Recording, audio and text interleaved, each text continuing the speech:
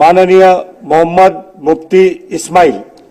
अध्यक्ष महोदय, मोहतरम राज्यपाल साहब के अभिभाषण पर आपने मुझे कहने का मौका दिया, मैं आपका बहुत बहुत शुक्रगुजार हूँ। महायुति सरकार ने लाडकी बहना और लाडका भाव जैसी स्कीमों के जरिए दोबारा अपनी सरकार बनाई है। मैं यहाँ महायुति सरकार को दिल से मुबारकबाद देता हूँ। अध्यक्ष महोदय, मैं मालेगांव सेंट्रल से चुन करके आया हूँ। मेरी कॉन्स्टिट्यूंसी टेक्सटाइल सिटी है।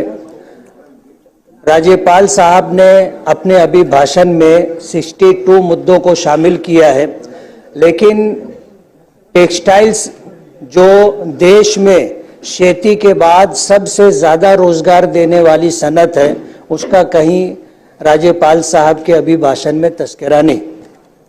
मालेगांव में प्लेन पावर लूम है और सरकार जो भी स्कीमें बनाती है वो जदीद पावर लूमों के लिए बनाई जाती है, लेकिन प्लेन पावर लूम के लिए कोई स्कीम नहीं बनती।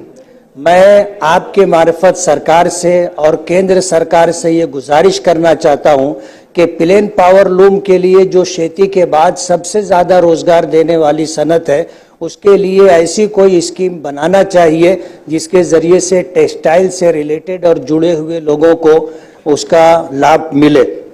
अध्यक्ष महोदय, मेरी कॉन्स्टिट्यूंसी में सट्टा है, जुगार है, इसी तरह नशा और चीज़ों की खरीद व फरोख्त है, जैसे गांजा है, कुत्ता गोली जिसे अल्पराजोलम कहते हैं।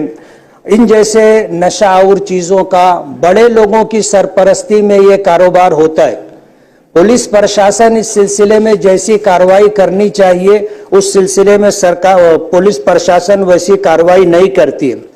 पुलिस प्रशासन का ऐसा कहना है कि हमारे पास पुलिस नफरी कम है, पुलिस बल कम होने की वजह से हम पूरी कार्रवाई नहीं कर पाते हैं।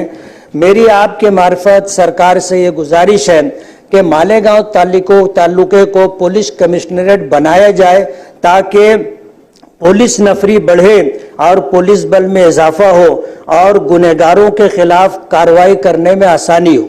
मैं ये भी गुजारिश करूंगा कि नशा और कारोबार पर बंदिश लाने के लिए नारकोटिक्स ऑफिस मालेगांव में कायम किया जाए और ये ऑफिस ना होने की वजह से पुलिस सही मानों में कार्रवाई कर नहीं पाती। उनको इंतजार करना पड़ता है कि नारकोटिक्स डिपार्टमेंट के लोग मालेगांव आएंगे तो इस सिलसिले में कोई कार्रवाई हो सकेगी। सट्टा जुगार बहुत बड़े पैमाने पर होता है और पुलिस प्रशासन की छत्र छाया में होता है। इनके खिलाफ कोई कार्रवाई नहीं होती और इनकी वजह से शहर के अंदर गुंडागर्दी है, दादागिरी है, चोरी चमारी बहुत ज्यादा है।